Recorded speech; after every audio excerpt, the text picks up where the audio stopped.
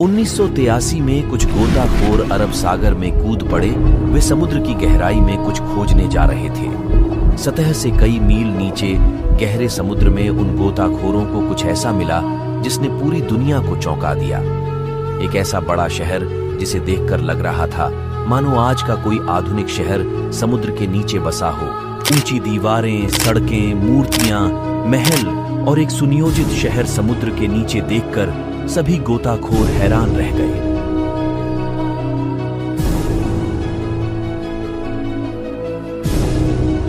पत्थरों के नमूने लेने से उन्हें पता चला कि ये पत्थर महाभारत काल के हैं और इस शहर का उल्लेख महाभारत में मिलता है। यह कहानी श्री कृष्ण नगरी द्वारका की है। भगवान विष्णु के 4 धामों में से एक द्वारका गुजरात के जामनगर जिले में अरब सागर के तट पर एक छोटा सा शहर है, जहां हजारों कृष्ण भक्त दूर दूर से भगवान के दर्शन करने आते हैं। भागवत पुराण के 10वें अध्याय के अनुसार कंस को मारने के बाद कृष्ण यादव वंश के साथ मथुरा में बस गए। कंस की मृत्यु से क्रोधित होकर उसके ससुर जरासंध ने मथुरा पर आक्रमण कर दिया। जरासंध ने मथुरा पर लगातार 17 बार आक्रमण किया। इन लगातार हमलों से परेशान होकर श्री कृष्ण ने मथुरा छोड़कर कहीं और जाने का फैसला किया। उसने समुद्र पर एक विशाल नगर के निर्माण का आदेश दिया, परंतु समुद्र देवता की अनुमति के बिना यह संभव नहीं था। तब श्री कृष्ण ने समुद्र देवता से प्रार्थना की। समुद्र देवता प्रसन्न हुए और उन्होंने श्री कृष्ण को समुद्र के बीच में 12 योजन भूमि का आशीर्वाद दिया। भगवान विश्वकर्मा ने इसी भूमि पर द्वारका का निर्माण किया था। द्वारका एक सुनियोजित शहर था जो आज की शहरी योजना को चुनौती देता है। सड़कें, सुनहरे महल, बड़े बड़े दरवाजे, बगीचे, तालाब सभी विशाल संरचनाओं के साथ बनाए गए थे। इस नगर के मध्य में श्री कृष्ण का महल था, जो यहाँ की सबसे सुंदर इमारत थी। जब इस शहर का निर्माण हुआ तो श्री कृष्ण अपनी जादुई शक्तियों से अपने परिवार और पूरे यादव वंश को मथुरा से ले आए। इसके बाद वह मथुरा गए और जरासंध और कालयवन से युद्ध किया। अपनी जीत के बाद भगवान कृष्ण द्वारका लौट आए और अपने परिवार के साथ खुशी से रहने लगे। लेकिन जिस तरह इस संसार में जन्म लेने वाला हर प्राणी सुख और दुख में फंसा हुआ है, श्री कृष्ण भी इसी चक्र का हिस्सा थे। कुछ समय बाद महाभारत में पांडवों और कौरवों के बीच युद्ध छिड़ गया। वहीं श्री कृष्ण ने अर्जुन के सारथी के रूप में अहम भूमिका निभाई। यह भीषण युद्ध 18 दिनों तक चलता रहा और अंततः पांडव विजयी हुए। महाभारत की स्त्रियों के अनुसार जब कौरवों की माता गांधारी ने अपने पुत्रों के शव देखे तो उन्होंने युद्ध के लिए कृष्ण को दोषी ठहराया। उन्होंने क्रोध में आकर भगवान श्री कृष्ण को श्राप दिया कि जिस प्रकार उनका पुत्र और उनकी संतानें युद्ध में नष्ट होकर मर गईं, उसी प्रकार 36 वर्ष बाद भगवान श्री कृष्ण की संतान भी नष्ट हो जाएगी। मां गांधारी के श्राप ने यादव वंश के विनाश का कारण बना।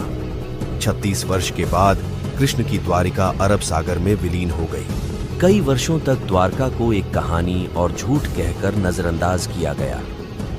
काफी समय तक खोजने के बाद भी इस बात का कोई सबूत नहीं मिला कि यह खूबसूरत शहर वास्तव में असली था।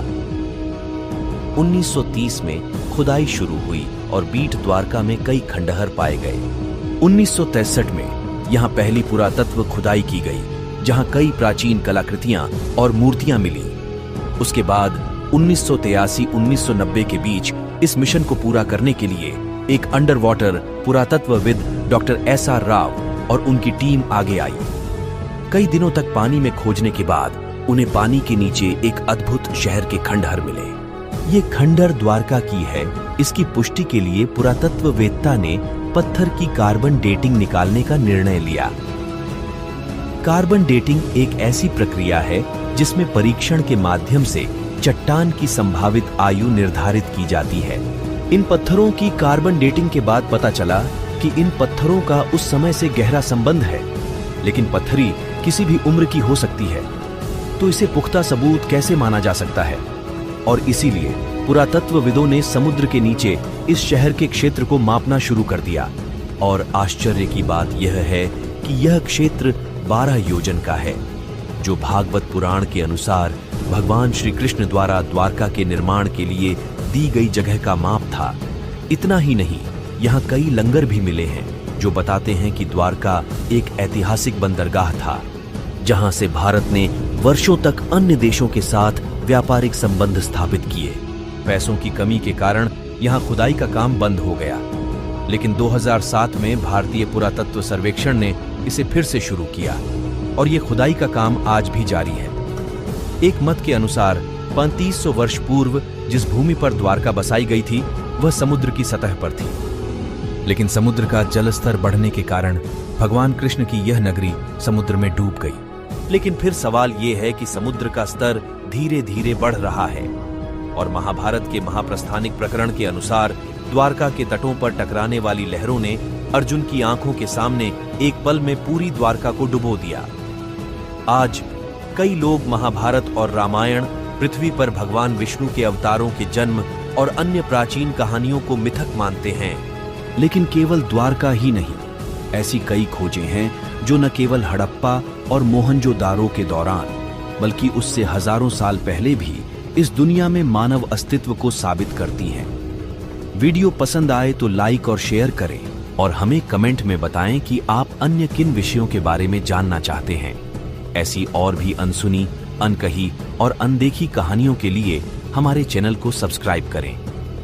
तो फिर मिलते हैं और एक नए वीडियो में और एक नई टॉपिक के साथ। तब तक के लिए जय श्री राम।